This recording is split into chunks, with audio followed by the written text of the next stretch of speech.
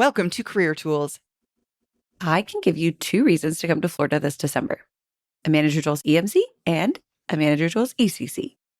Come to our EMC or ECC or both in Tampa this December, the 10th and 11th, and we can teach you how to be a better manager and how to communicate better at work. Or if you're new to being a manager, we can teach you how to get started on the right foot. Sign up for either for our December Florida event at manager-tools.com/training. This is Sarah, joining you today to introduce a piece of guidance which we like to release around this time of the year. If you've not noticed, it's coming up on annual review season. And because of that, we re-release guidance previously recorded to individuals around this time of the year, knowing you're going to need to prepare for your review. Today, Mark Horstman and I have something special planned for you. Now, we spent a lot of time at the end of last year talking about how to write someone else's review. Now the question is, what should you do to prepare for your own review? Think of it this way. Suppose you had 3 folks working for you, and one of the 3 spent a couple of hours over the previous months preparing for their time with you. They had reviewed the entire year, prepared better information for you for their review, and taken their time writing their self-evaluation, including specific data to support their points. Now, wouldn't that be impressive? If there were a close call to be made, might it go in their direction?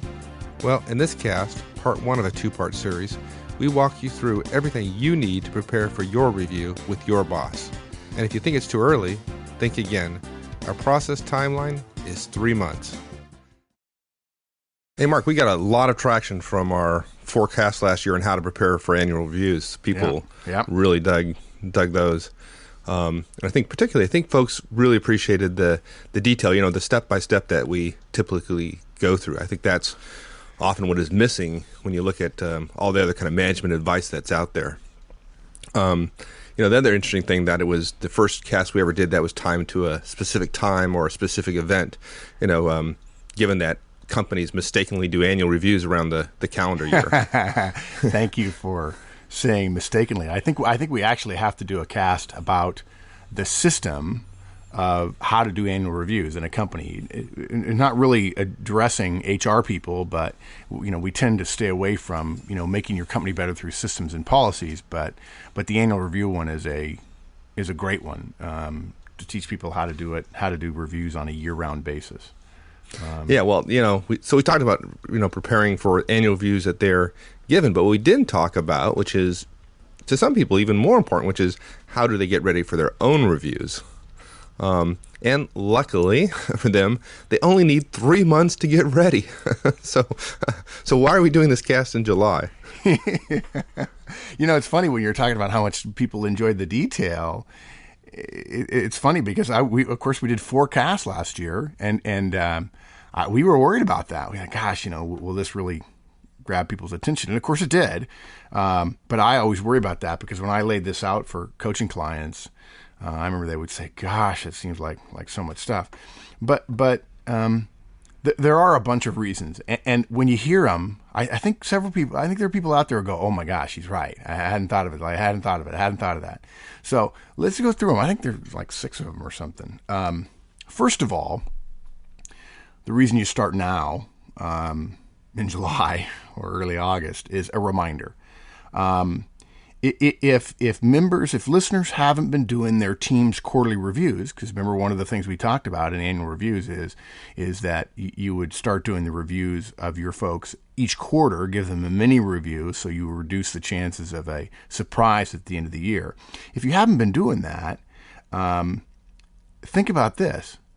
If you're not doing that, what are the chances that your boss is doing that? And if your boss is not, ask yourself, how much have you been thinking about writing the reviews of your folks in the middle of the year? And that's probably even less than your boss is thinking about about what he's going to do about writing your review in the middle of the year.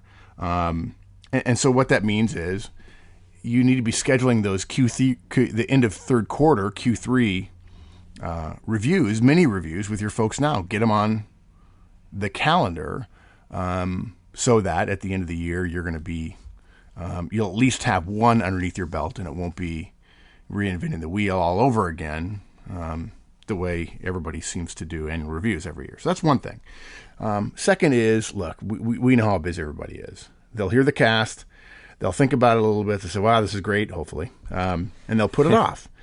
Or maybe they'll schedule something for August. Then things are going to get busy for whatever reason. It'll go on a back burner for a couple of weeks, and suddenly they're starting in September. No offense, but that's probably what you and I would do. It just you look at, right. at developing, at spending some time on yourself, and you put that on the back burner so often. We're not trying to be rude here and suggest that they're not following the exact Manager Jules way. The fact is, life is what happens to you while you're busy making plans, right? So if they start in September, 3 months is December. And something else to think about, you'll want to be done preparing for your own review before you have to start working on your team's review. So hopefully you want to be done in early December. Now look, if they get right on it right now, they'll probably finish early. And that's fine. You can just put the file aside that you develop, give it a 1-hour overview and some polishing at the start of December, and then you can go shopping for Christmas and have a little easier conscience, and you'll feel that much more ready, having gone through the preparation on yourself, that much more ready in terms of delivering your own folks their reviews. Yeah, can you imagine going to Christmas vacation, having done all this and being ready for the end of the year reviews? Oh, yeah. Imagine it, even slightly better, which probably people think I'm terrible for saying. Imagine going on Christmas vacation, having it done, and telling people, oh, no, I'm already done. That's a little of the dark mark coming out there. Just poke them with a stick as you walk out the door with a smile on your face saying, yeah, I'm not worried about that. Okay, another thing. Third, every quarter you're supposed to be spending maybe 30 minutes keeping your resume current, right? That's what we suggest in our resume cast. Only probably a lot of them haven't been doing that either. This gives you some encouragement to schedule that now. And it's not hard to schedule it because it's only time at your desk alone reviewing stuff. It gives you time to schedule that now to catch up on the first half of the year. At this stage, it doesn't have to be exhaustive because the process is going to unearth a great deal, will help you think more clearly about your end of year review. But you ought to start. And we have a little hint. Those of you who stay with us until the very end of this cast will get a little bonus idea about resumes and reviews that's worth staying for. Fourth. There are actually 6 of these. Because as you do this, you may be disappointed in how you're doing this year, and starting in the middle of the year gives you a fighting chance to do something about it. I can't tell you how many people go, when I tell them in November, hey, you really need to, I thought everybody did this, sorry, gosh, you need to get busy on this, and they realize, I know the 2 or 3 top things are going to be a problem for me, and it kind of is disheartening, right? It's almost like a punch in the gut before you start. Right. Well, you're right. I think it's kind of like a marathon. I think if you're an effective marathon runner, competitive, you don't start thinking about your time, with a half mile left to go. Yeah, exactly. Yeah, perfect. Yeah. And you know what? If you do spread it out, if you give yourself a half an hour, what we're talking about is half an hour a week here, it becomes painless. It becomes part of the routine, the boring, the unsexy, unpretty part of management. And at the end of the year, when everybody else is pulling out their hair at a time when they're going through Christmas, for so many of us, you don't have to worry about that. In fact, I don't really talk about this as much, but one of the great things about that would be, if everybody else is so busy, you're probably going to have some free time. Ask yourself what you really want to be doing and want to be known for next year. Spend more time in December when you would be writing everybody else's review and worrying about your own. Spend more time thinking about what you're going to do next year in terms of self-development. Yeah. Okay. Well, go ahead. And having done this one year, doing this the subsequent year is a lot easier. Oh, yeah. I would even argue that if it takes you 3 months to do it this year, it'll take you 6 weeks the next year. Yeah. Okay, so here's something else. So too, that's your seventh. That's your 7th reason. There you go. Yeah, there we go. Nice. Fifth, if for some reason the cache on your server won't hold a year's worth of you and your bosses and your team's emails because the IT people want to keep their servers neat and clean and pretty, and they limit you to a gig PST file or whatever, now is the time to beg for more, to burn your PST or all those emails to a disk in some fashion so that you have it to look at some point later. I've been burned by that before. oh no, we only cached 3 months worth of emails. Okay. And then lastly, because this is our first members cast of year 2 of Manager Tools, and we're actually kicking off a series. So the timing is kind of a little bit in advance, but still valuable, because our monthly members casts this year, in year 2, I guess from June to June or July to July, however you want to look at it, will have a bias towards career and self-management. Topics like preparing yourself for a layoff, how to get ready if your company is being acquired, considering an MBA, how to start a new job, those kinds of things. They're absolutely managerial in nature, but many of them apply to anyone, whether you're a manager or not. So this is just a way for us to start with a really interesting cast that I think a lot of people will like, and it's really more of a self-development, which is an important professional part of being a manager, no question about it. And then I would just say one more comment about time, Mike, and that's could you, if you had to, do all this in one day? You almost could. It wouldn't be very good, but you almost could, because we're talking about, if you spread this out a half an hour a week over 3 months, it's just 6 hours. The problem with that thinking is that if you go through this, you discover you need stuff to help you put your review together, whether it's looking at emails or looking at documents or whatever. And it happens every year. If you wait too long and you panic a little, what ends up happening is you rush writing your own review, which just seems to me galactically stupid. I mean, Galactically. Right. Is that a word? I don't know. I think spell check flagged it. I think it's fairly accurate. Yeah, it's not quite universally stupid, but it is galactically stupid. So Okay. Well, those are great reasons. When I asked the question, I thought maybe I'd get 1 or 2, but now we have I'm just 7. I'm just since full I of get it this to month. add. Yeah. You're full this morning. That's what you get for staying up till 4:30 in the morning writing show notes. So, and that's true, folks. and I got lucky after we got done our work in the evening. I think I got to go to bed at 3:30. So. Yes, that's the lovely part about us having our own jobs. I love podcasting. Right. Okay, so those are all great reasons. So let's get with it. Okay. Let's remember the process takes 3 months. Is that we only have you spending 30 minutes a week on it. If you spread that over 220 work days in the course of a year, that's less than 3% of your year evaluating your performance. And something else too, Mike, we're suggesting that you schedule this time while you're at work. There are 2 reasons for that. I've really come to learn that managers who take homework home always tend to give that part of their homework, whatever goes home in their briefcase or in their satchel or what have you, their backpack, tends to get a very low priority to work on while they're at home. That's one thing if we're talking about external interviews. But career management within your firm you're already at just seems to get pretty low status. There's no deadline driving it. There's no boss yelling for it. And frankly, I'm fine with that because if you're marginally efficient, everybody listening has 30 minutes at their desk every week to give to this project. There's nobody who's listening. I challenge you to tell me. I guarantee I can find a half an hour in your calendar once a week to do this. And really, to be fair, this is the idea of doing this on your own time at home at night is just one more thing to take away time from what's more important than work, and that's your family. So your spouses will thank us if you spend a half an hour with your feet up on your desk at 5:30 or 6 o'clock one evening doing this. It probably will run longer than a half an hour, though, because we all know how terribly inefficient managers are from 5 o'clock on, but that's still okay.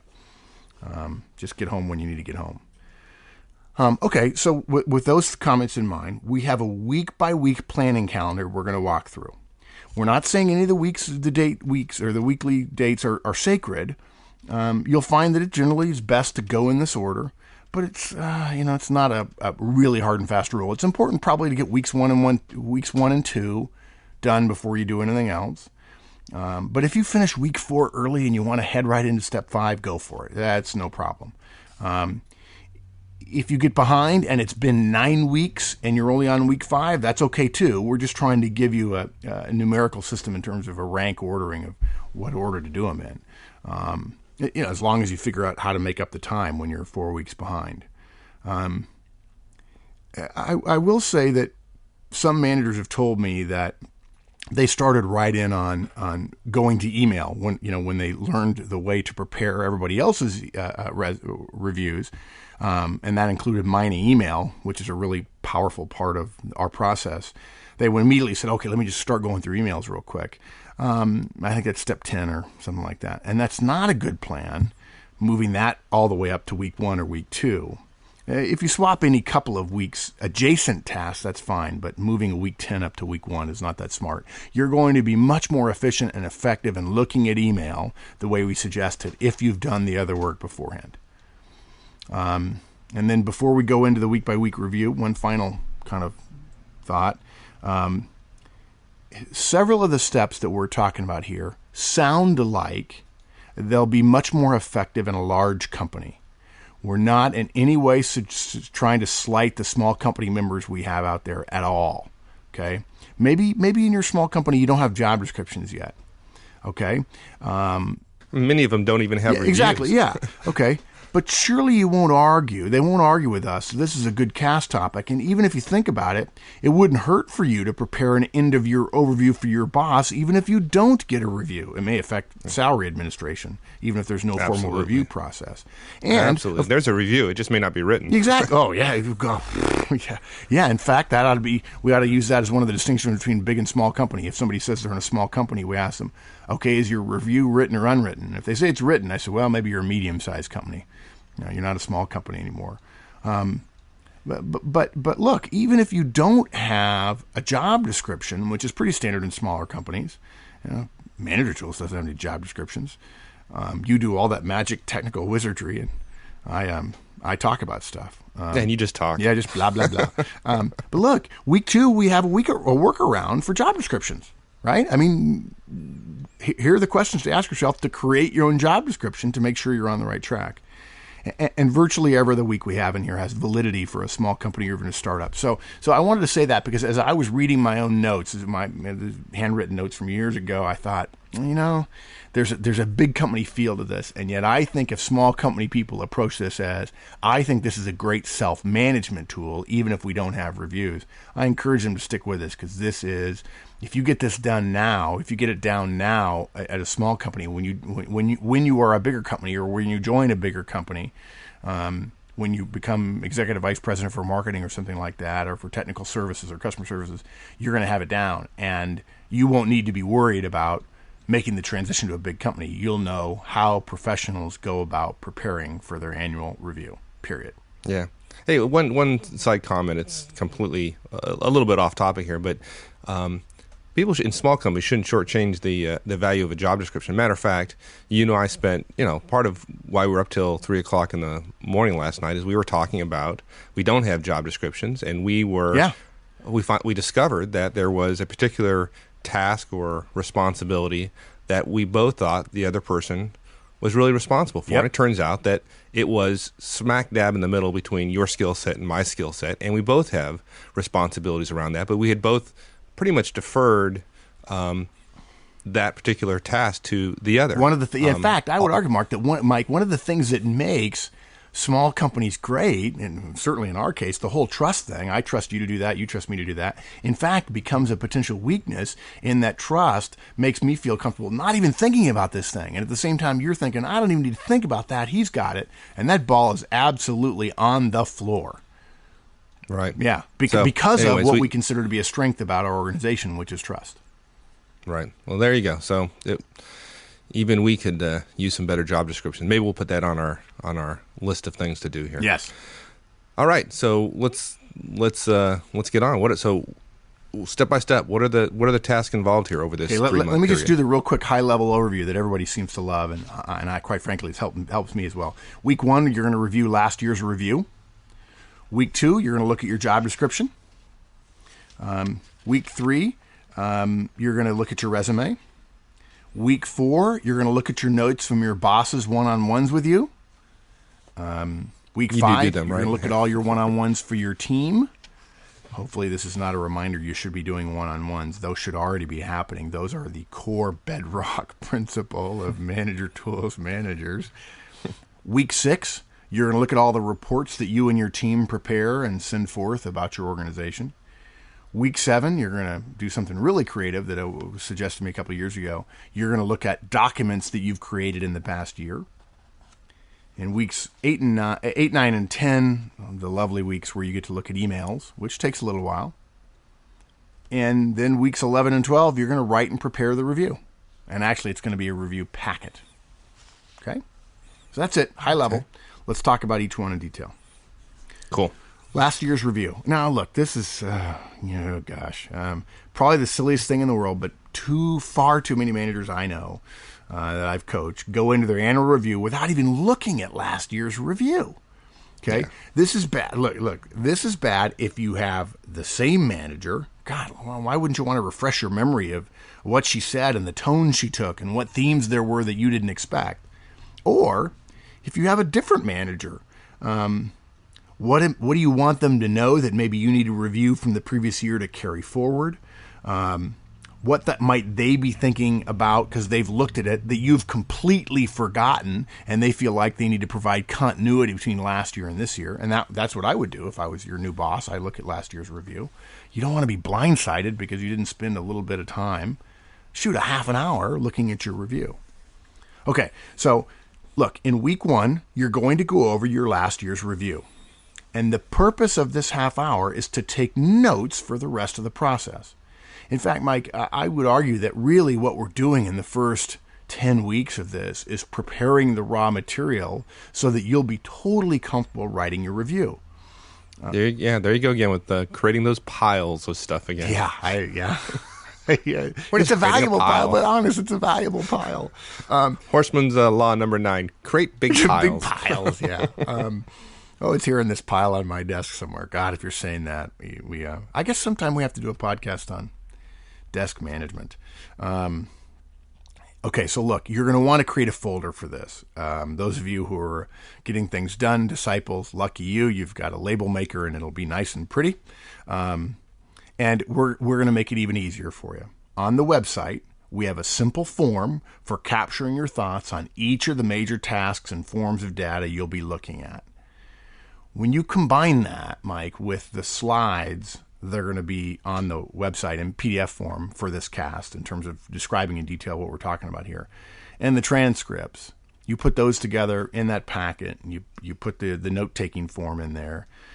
I have to tell you, it's a pretty awesome package. It will make this as painless as we can possibly make it. We are not available to prepare your review for you. But to me, this is a reminder of the value of what a premium subscription will be, because that's the kind of stuff that will be out there for premium subscribers for both monthly casts and for obviously for weekly casts as well.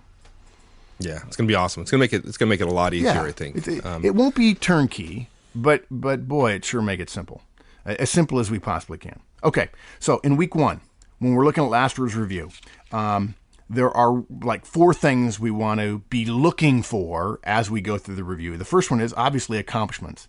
What did you do well last year? Some of these projects that you were working on from last year, or some of the numbers may have carried over to this year. What we found is that last year, if you did really well on something and it made your review, it was interesting last year. This year, it's assumed you can keep up that low level of cost or that high level of sales or whatever. And so it becomes routine and you don't get credit for it twice. And so we kind of forget about it. It just becomes, well, that's just the way we do things here. But look, if you drove down costs last year and this year you kept them low, even if you didn't have a goal in that area this year, you've probably forgotten about it, and you need to remind yourself and put that down as potential fodder for how you write your review. Okay? The review helps you think about themes that may be secondary this year, but still have traction, and they were important somehow last year.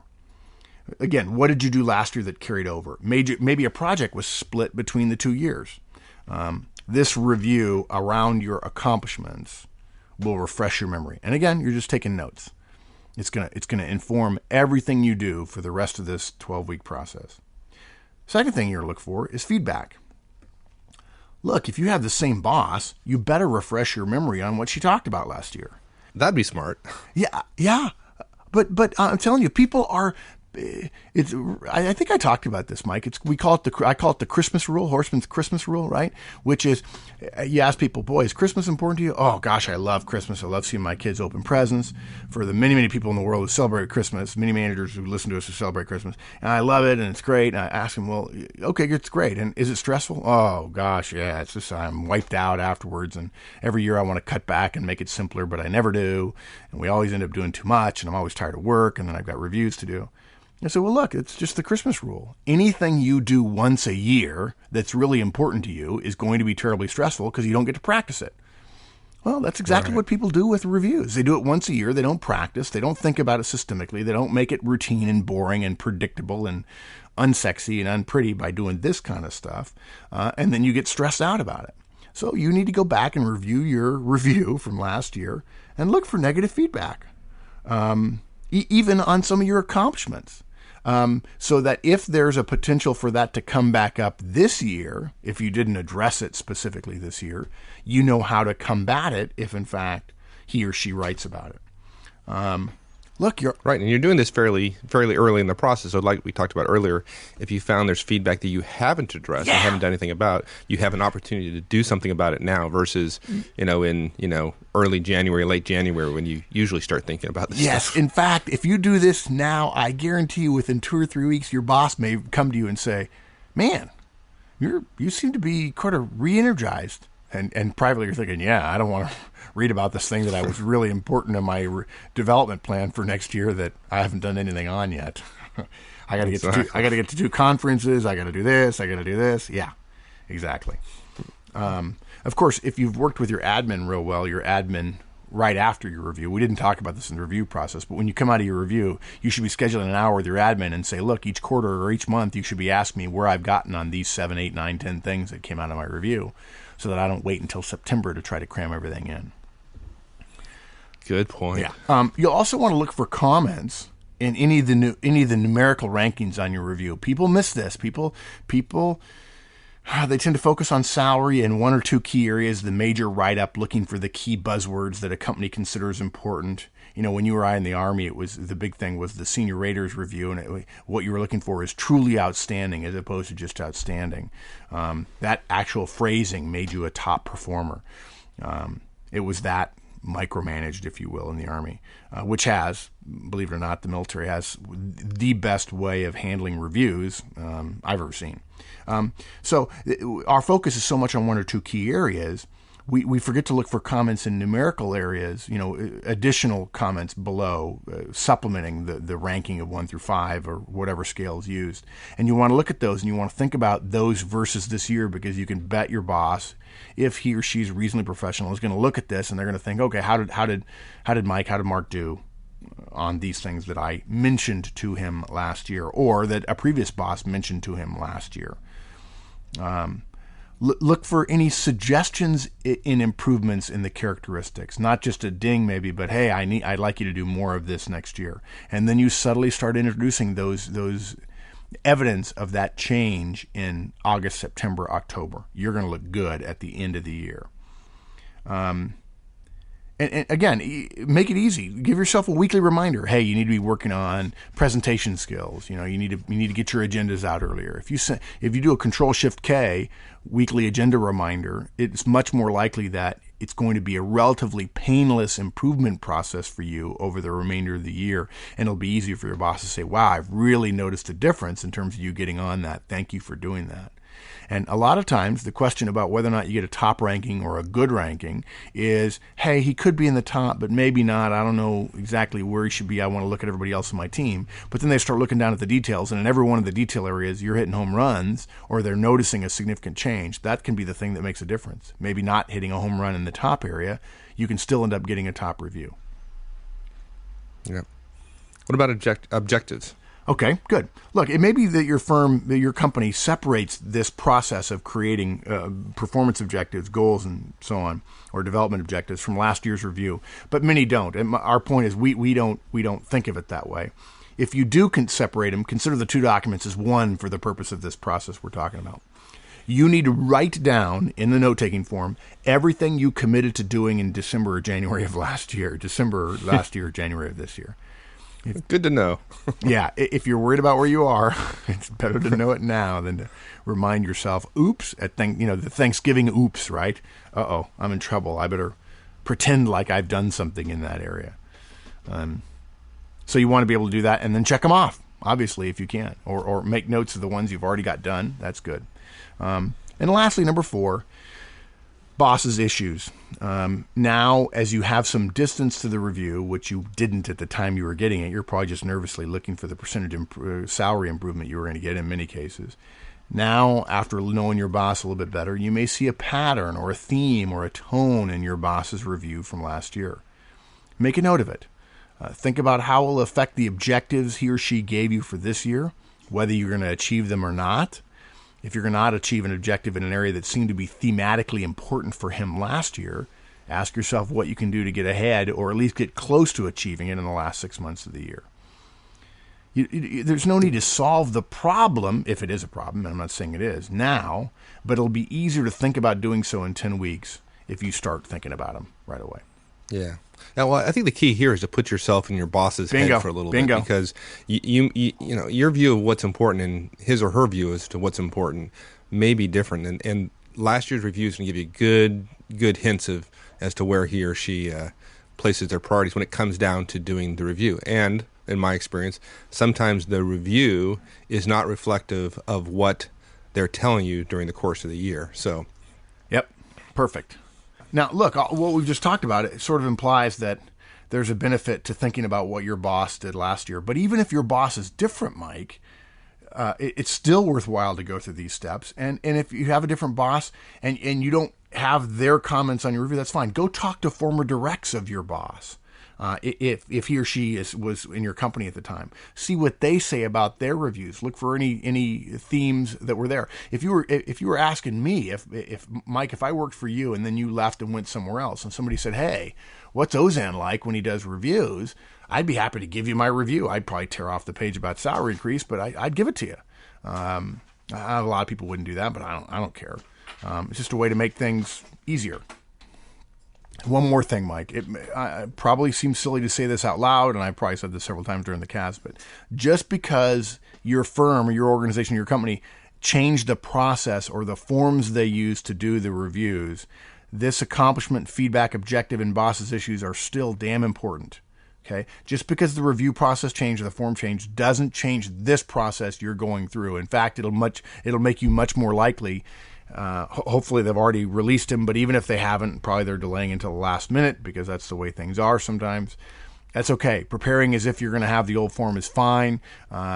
You'll be the most ready person to take the new form and write your review on it really, really quickly. In fact, I would argue that if you do it well, your boss is going to say, "Oh, this will give me some sense of what I'm going to be thinking about when I write everybody else's reviews." So that'll stand you in good stead. Yeah, the forms have nothing to do with this process whatsoever. Yeah. So in week 2, Mike, you're going to make notes based on your job description. And again, we've got a place for that on the form. There are 3 good reasons to do this. First, it obviously just pays to be thorough. It's technically the baseline for what your job is. And if you don't know what the baseline is and your boss covers it in your review, you're going to feel stupid, and rightfully so. Okay? Second, and this is sneaky, the company often provides your job description in a packet with the review they give to your boss. Now, maybe you'd probably know that, but some managers forget, or if you're not a manager, you don't know that. And it's good to know. It's good to have reviewed something your boss will be reviewing before she writes your review. Yeah, it's good to know what they're thinking about when they're writing it. Yeah, that's a little part of the point of this, right? And then finally, if it's wrong, you're going to want to change it or make some suggestions about how it can be improved. Okay, so what do you do with it? Really, there are just a couple of things to do with your job description, and that is, number 1, you want to look at key deliverables and metrics. You want to look for what the job description says you're supposed to be doing and make notes on all of that. Sometimes it's close. It's not exactly right, and you're going to need to know how what you're doing now or what you've been doing throughout the year connects to this when you write or get your review. If it's not close, you may want to make notes for starting to change it, even though changing your job description is probably that's a whole nother cast.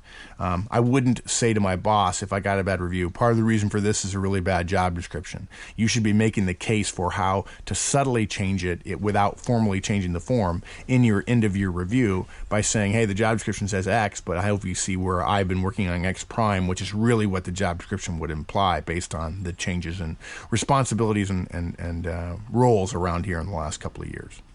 Yeah, well, if you're doing this if you're in fact doing this as we suggest in, week 2 of this 3-month process, you have plenty of time to go back and get your job description changed. These things are not immutable. Right. They can change. Yeah, and a lot of people think, they are immutable, and some person who is responsible for job descriptions has to approve everything. Not so much. HR would say, wow, really? You have time to do a job description? Wow, that's cool. You want to serve on an HR committee? No. Thank you, no. Not really. Okay, the second thing you want to do is you want to, as a thought exercise, and this is what you make notes on, you're going to create your job description, prepare your own job description using that creating a job description idea we gave you in the review cast last year. And there were actually 5 questions we asked you to ask yourself. We'll repeat them here, and they're on the form, by the way, that we're going to prepare for you. The reason the company created this job is number 1. Number 2, the most important ways a person doing this job should spend their time are. Number 3, the 2 to 3 most important duties of this job are. Number 4, what this job takes to be successful is. And number 5, the simplest, easy way to see if this job is being done well is.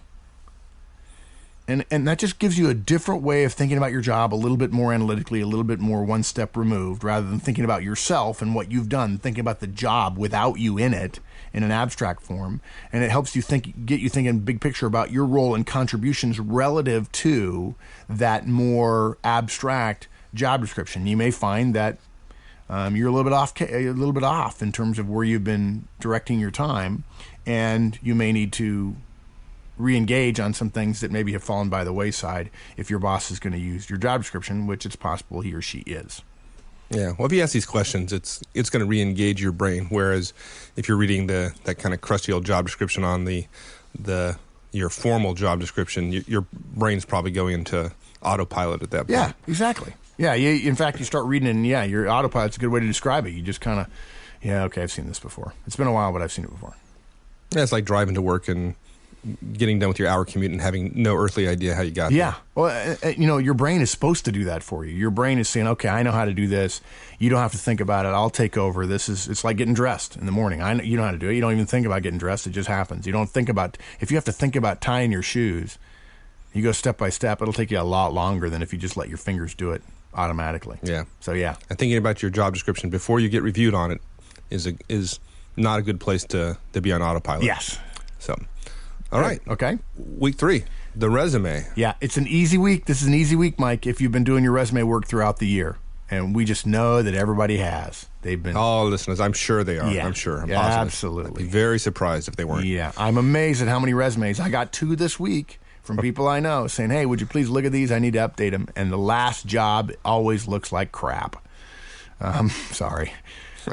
So look, all you have to do here, though, is capture key accomplishments that you put down on your resume. You put it on paper other than your resume so you can get it off your resume. Basically, you put it on your note-taking form. It's not an exhaustive list.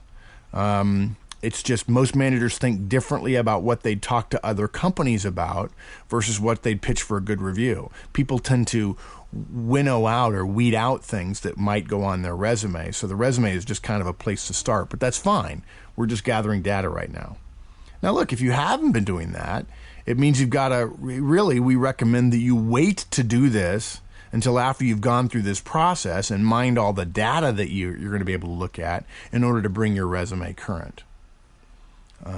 But this would you recommend them leaving this resume on their desk for the next few weeks? Absolutely. Would that be a good idea? Feel totally comfortable. Corporate America, worldwide, it's okay. Leave your resume right in your desk. It won't bother your boss when she walks. Yeah, make sure you turn it so that people walking in the door don't have to read it upside down. Yeah. That'd be very make sure it's inconsiderate. very obvious it's a resume. It's one page. Yeah, good plan. gosh, you know what? In a few years, leaving your resume on your desk will be okay. And we talked about that actually, that it's still not appropriate. But the way we see resumes is just a way to capture your performance. Maybe what we should tell people is, hey, feel free to leave your resume on your desk at any time. And when your boss says, what the heck is your resume doing on your desk? You can say, oh, I'm just preparing for my end of year review. There you go. That's the Manager Tools answer.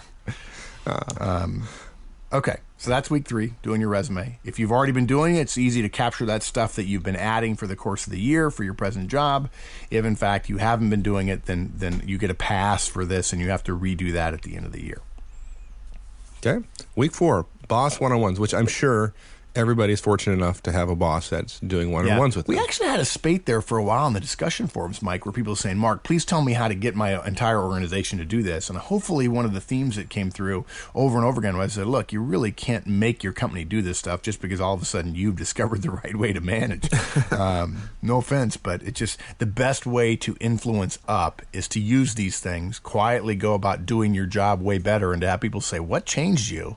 And say, well, actually, I do these one-on-ones and coaching and feedback, and I've learned how to present and so on. I use Manager Tools, and I'd suggest you try it and see if it works for you.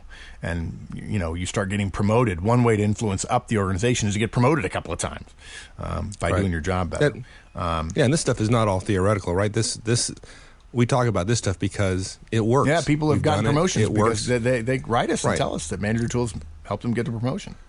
And it's effective. So given that it works and it is effective, if you do it properly, people will notice. Yeah. There's no doubt about it.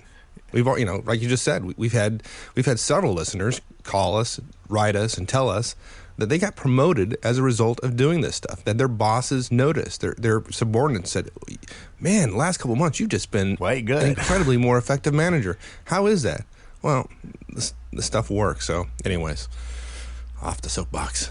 It's exciting. I'm thrilled that people are using this stuff in the way we intended, which is use this stuff and be more effective because of it. And if you get promoted, send us a part of your promotion increase. Paycheck. There you go. Who said we don't have a revenue model? Okay, so week 4, boss one-on-ones. That's assuming that you're lucky enough to have a boss that does one-on-ones with you, right? Yep, that'd be good. We're going to look for 2 things, and we're going to make notes on 2 things from all of your paper one-on-one forms. And by the way, this is a reminder, Mike, I think. Now, I'm sure there are people who will tell me, no, Mark, it's much easier doing the technology, using a tablet PC or typing them up or whatever. But I really think that scanning them this way is easier on paper to go through what amounts to, 20 weeks or 25 weeks of one-on-ones. If your boss does them weekly, I really think it's much easier to go over your notes from one-on-ones this way. If somebody has a different opinion, fine. But I think looking at them manually is much faster. You want to look for 2 things, accomplishments and issues. Accomplishments, just because, it's not as if your one-on-ones are nothing but your successes, but still, they're going to point you toward any projects you may have forgotten about, small wins you had along the way. And again, hopefully this will make you want to keep better notes, because there will be a few things that remind you that, hey, and that brings up something else that I don't even have written down that we talked about. So always better to take good detailed notes in your one-on-one. And then secondly, issues. You want to look over 6 to 9 months of notes, and hopefully you're going to see themes in what your boss talks about. If there are themes, either about you or your team or your projects or your boss's pet peeves, expect to hear about them again at the end of your review. Take notes on them. Even if you can't combat them, Mike, if your boss says, I require everybody's desk to be spotless every I'm in night, trouble there. You can be thinking about how to address them and maybe re-engage on it with your team so that at least you're making strides in that direction, whereas all your other peers won't, they'll have forgotten about it, said, the boss isn't going to care about that. That's not that big a deal. Sometimes it's doing everything 1% better that gets you the top nod rather than hitting a home run in your top area. Right. And again, you want to be able to talk about all the things you've done well at the end of year. Yep, and here's we've had many of our listeners ask about how do they get their boss to do one-on-ones, and of course, we've always said that you can't do that. You just focus on doing them. It's just hard. Be effective, and people will notice, and that's how you change things. But here's the downside, which is if they're doing one-on-ones, just like you're doing one-on-ones with your folks, they're going to have a written record of your performance and the goals and objectives and that coaching and all that over the course of the last year. And so it'd be a really good idea, given that they have that much more detailed information, that you review it and go through it and at least refresh yourself as to what you've committed to do. I just thought about it, Mike, but insofar as these folks who are listening are doing one-on-ones with their teams, and they're probably thinking, I've got to keep good detailed notes, and if my team doesn't, that's okay. If they feel like it's their meeting and they need to take good notes, but they don't approach it that way with their boss, gosh, you're right. You just pointed out that maybe they've got pretty light notes, and their boss, as it relates to them and their team, their boss could have better notes and more data for the annual review than the manager does. So, yeah, good point. All right, week 5, team one-on-ones. Now, how does that affect your own personal review? Yeah, I hope this one is like so obvious. Remember, you're the manager of your team.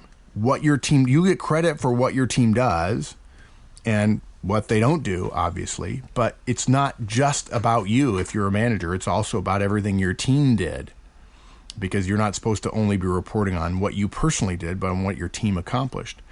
And generally, you're going to make notes about 3 things: your direct successes, your direct failures, and, again, projects, just gathering data.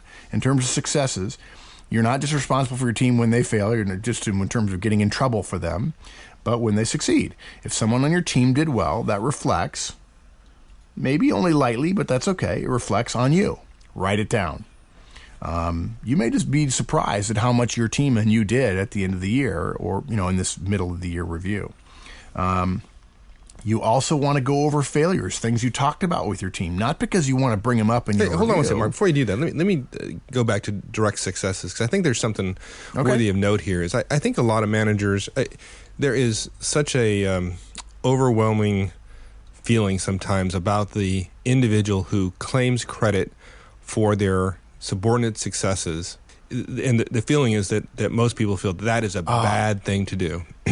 And yes, so when it comes down to reviews, though, I just caution you about going too far. You have an influence on your organization. If your subordinates are successful, then you are successful. And so during a review is not the time to slight that. To be worried. In other words, it's not the time to be worried that you're going to be taking credit for somebody else's work. You're going to use the word "we," perhaps, but you're not going to be stealing their thunder and presenting it as your own work.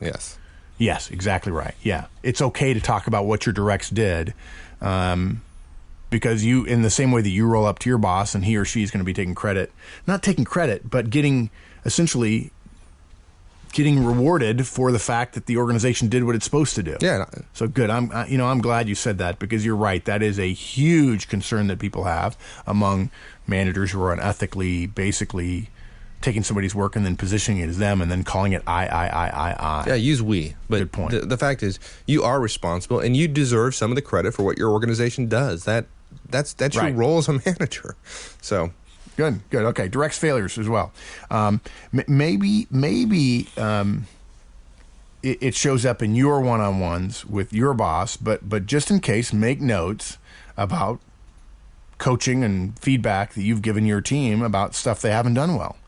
You want to be ready to talk about failures, so you want to have them in the back of your mind if your boss brings them up. And the key is, if you think about them now, you'll be able to talk to him or her about how you overcame or made up for them later in the year. That's another reason why we want to there's value in starting this process early, as opposed to doing it in the "oops, it's Thanksgiving, I better write my review" mode. Right. And then lastly, projects. Bosses love asking about a project that was left dangling in May when it's December. Capture what your team has been working on, even if it doesn't seem to have been finished in some way, and either finish it or start thinking about what to do to overcome the fact that you won't have it done at the end of the year because it was canceled or was put on hold or the customer put it on hold or whatever, rather than you kind of looking like a deer in the headlights and they say, well, gee, we did have 7 projects we're going to work on this year and 3 of them just seemed to die in May and June. Why is that? Well, there were good reasons for that. And if your boss thinks about it, now your boss has 10 people reporting to her. She can't know every single project and all the details. You need to be able to help her. So actually the customer put that on hold, and this one we lost funding because we had budget cuts in the second quarter. You need to be able to talk about those kind of things. Let me add one under Team One-on-Ones, particularly under projects, is I'd encourage folks to think about development of their people as projects as well. And I know in my experience, nothing ever impressed me more than during review or preparation for review where somebody was sharing with me how they developed their people. So when you're reviewing Team One-on-Ones, that's the time to get that in your mind and make sure your boss is aware of what kind of personnel development stuff you're doing. Perfect. Gosh, that's so perfect. I wish I'd have thought of it. Well said. Okay, week 6. It's time to look at reports. Look, lots of bosses keep report files from the directs. I do. You now know this, and so you should be able to find any operational, personnel, budgeting, or financial reports that reflect on you or your team for the year. Whatever goes up weekly, monthly, quarterly, whatever. Do not underestimate this step just because it's right after one-on-ones and we're going to be talking about emails. Budgets alone can kill you. You need to be able to have a detailed discussion about your monthly budgeting and its effect on end-of-year costs and benefits and cost analysis and so on. It's not coincidental that sometimes reviews are happen at the same time where you're going through budgets. And so if you have a problem here, that problem is going to become very public at the same time people are thinking about your review. So pay attention. Bingo. And look, you're often so far down in the weeds that you need to look at the reports in this way halfway through the year to see what the boss is seeing sort of systemically or systematically about you and your team. And if you're smart, you're going to get your hands on your peers' reports that are similar to yours, so that you can compare. I mean, you may not know how much better or worse you're doing than anybody else, even though probably around the water cooler you get some sense of that. And if you don't know where they are, we have a little hint for you. Your boss's admin has all of them. And if you're really smart, next year you're going to keep all of your peers' reports that you normally throw away. And if you have an admin, you're going to hand them to him or her and say, look, keep a file on all my peers' monthly reports and keep a monthly file so we can look at all these reports when we get ready for the end-of-year review. Oh, you're such a sneaky guy. Yeah. It's almost as if all this stuff fits together, like we actually have been thinking about it and working with it for years and years and years. Yeah. Nah, probably not. I'm just thrilled to be able to share it to a wide audience. Cool. I think it's just great. Again, we are looking for successes and failures, where you met your goal and where you didn't. But we're not suggesting that it's only that. You want to be looking for how you're going to be communicating, how you're going to be talking about all this stuff in your review, and you're going to be writing some notes down so when it comes time to do it, you're going to be steeped in this stuff. But I will tell you this, Mike, and we're in week 6 now. A little caveat. At this point, many folks who are listening who are going to be doing this are going to be thinking about quitting the process. It'll be because you've got a mass of data in front of you telling you about a bunch of stuff you haven't done that you said you were going to do, and all the metrics that you've been letting yourself off the hook for throughout the year because things change and stuff moves too fast. And I can't believe that's still a priority because now the boss is saying, I know that's a priority, but it doesn't matter. You got to get this done now. They want it next week. They want it Tuesday. You got to do an all-nighter to put this PowerPoint presentation together. And my thought on that is simply this. That was probably true last year too. You just didn't do a mid-year review or an August review of your work. It's better to know what you're weak on or where you're a little bit behind now than to have your boss tell you about it in December or in January.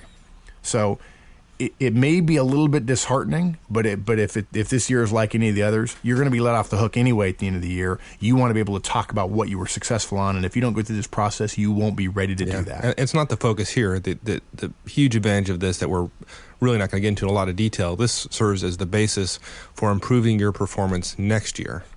But in the future. And you could cheat a little bit and start now and improve, and sort of sweep up some loose ends before the end of the year this year as well. Yep. Okay, week 7. Documents created. I love this one. A friend of mine in sales showed me this. He had a new boss, and his boss spent the whole year asking him for new reports, written documentation, written training guides for new representatives that this friend of mine was training. He did this to show his boss that, yes, he had told him to do all this stuff, and here's the written proof. Salespeople and sales managers tend to have short memories when it comes to everything except clients. I didn't ask you to do that, did I? Yes, you did, and here's the document that I had to create late one night and over the weekend in order to train this rep so that we wouldn't have to reinvent the wheel next year. And basically what it did was it got me to thinking about either, you can do this one of two ways, searching on your computer, and there's, you can use a search function. I happen to love Google Desktop, but you don't have to use that. You could simply, in Windows Explorer, you could organize a folder by date created, or do a search using Windows search function, which is horribly kludgy, but you could do it, and asking it for every document that was created in the calendar year thus far that you're doing. And you'll want to do this again toward the end of the year, although usually as you're going through this process, the stuff that happens along the way, you're going to be making notes on things that you're doing later on in the year that are actually they're current because you're working on them at the time. And I was amazed at stuff that I found on my computer when I did this a couple of times, all the stuff you've forgotten that you worked on. And you might want credit for some of it. And sometimes it doesn't make the one-on-one, it doesn't make anything else, and there's a document that you spent a weekend preparing, or a slideshow that you did for your boss while she was out on vacation or at a conference or whatever. It won't hurt you to print them out if you think it's necessary. Or you can just make some notes in the form that we provide about what successes they point to, or what work you did that was helpful to somebody else in terms of team building or supporting your boss or supporting an initiative in the corporation or what have you. A lot of times it ends up being stuff that's not related to the chain of command, but it's something that managers are expected to do, serving on committees, things like that. Yep. And one additional point on the document stuff, just take the extra step. You deliver the document, but think the next step, which is what effect did it have on the organization? What were the results to the organization? You'll certainly want to be able to put it in that context versus I created a document. Yeah, you're not saying I typed 55 pages for you. You're actually, you want to talk about value creation. Good, thank you, Mike. Yeah, that's good. Weeks 8 and 9, weeks 8, 9, and 10, we get to the fun one, which is emails. And to tell you the truth, even though this is probably the best repository of data and reminders of all kinds of stuff you've already forgotten, it'd probably get a little bit boring. But you're going to get some surprises. There's no question. If you go through a year's or 9 months worth of emails, you're going to be like, oh my gosh, that's right. That fire came up in February, and it took me 3 weeks to fight that fire. I had completely forgotten about it because, of course, your memory is kind to you, and it washes away the really, really bad things that have happened in your past. It buries them in your subconscious. Well, I think most of our listeners probably agree. We try to help them get out of this, but a lot of your time as a manager is spent in firefighting mode. And those are things that are not reflected in your job description, in objectives. There's no other documentation of it other than email in general. So yes, given that you're spending a lot of your time doing it, you might as well cull it out and make sure you're getting credit for it. And if you find 3 or 4 of these things that took a significant amount of your time, let that be a lesson to you next year. Is there a way to say no or be a little bit more proactive about those things? Maybe there's a theme associated with all the big fires, or and you can build in some proactivity, some managerial boring routineness, so that you reduce the number of fires you fight. Unfortunately, a lot of companies say, boy, that guy, Ozan, he's awesome. He's always just putting out fires left and right. He's a great manager. Whereas, Martin over here, she's great, but she doesn't seem to be as energetic or as excited about Ozan. Well, that's just because she does her job day after day, blocking and tackling, one-on-ones, coaching and feedback, and everything runs smooth in her shop. Nobody ever has to pay attention. It's just boring, and a lot of work gets done. And not to repeat myself 10,000 times, but this is the basis of future improvement. You go through this process, You'll have a better review. You'll have done your own review, and you'll have a better sense of where you are, what you've done, your accomplishments, your weaknesses, and what you need to focus on next year than you would ever get from simply getting a review from your boss. No doubt about it. Bingo. Okay. The way to do it is to sort your emails by person. It's important to do that by person in whatever folder you're looking at, and go through them chronologically from January or whatever your start of your review year is up until make them current. If you go through by date, there are too many. We find that there are too many threads to kind of keep track of, Mike. At least this has been my experience working with some managers that I've done this with. And you get going too fast, and you kind of forget to write down all the threads, and then you have to connect things later. You have to keep going back and looking at who the email was from. We find that if we do it by person chronologically, the threads appear a little bit more naturally. Now, I even take it a step further, and I make copies of all the mails that I've sent to folks that I'm searching on one at a time, and I put my mails to them in one folder, and since then I sort them by date within that person's folder, and that way I can follow the threads between me and them that I'm coming up with. Now look, you may choose to do it differently, but most managers I know do it one person at a time, rather than focusing on, again, the chronology, just strictly a chronology and putting everybody in the same box. Another thing it does, Mike, is it helps identify team member successes. And that's a chance for you to go back and write down in that portion of when we're talking about one-on-ones, write down the team member successes, transfer them again to that point we talked about earlier. And then a little hint about one email is to don't forget to sort for peer emails, internal or external customer emails, and also projects. If you can identify projects in some fashion, the way you handle email, even better, so you can look for ups and downs in the projects along the way. Okay. It's very powerful. You're going to see little things that you had forgotten along the way. Maybe only one or two that are going to be big enough to make it into the review that you're going to write, but at least you'll know completely. You'll have a complete picture of what you've done through the course of the year. Email is an absolutely great repository of all the stuff you've been working on throughout the year. I could guarantee that if somebody did this, they would absolutely find at least half a dozen accomplishments that they would have otherwise completely forgot about. Yeah. No doubt. Yeah. And they're probably thinking to themselves, well, they must not have been that important because they didn't think about them. Well, it depends. Are they important to you? Are they important to the boss? Could it be that 4 or 5 additional accomplishments make your boss realize, wow, you really had a great year? Yeah. You don't want to go in. It's like going in with a revolver that should have 6 bullets in it and you only have 3. If you could have 6, wouldn't you want to have 6? Yes, you would. Yeah. Excellent. Okay. Weeks 11 and 12. Write and prepare your review packet. And now we're getting to the good part. Yeah, the good part or the hard part. There's no easy way around the writing part.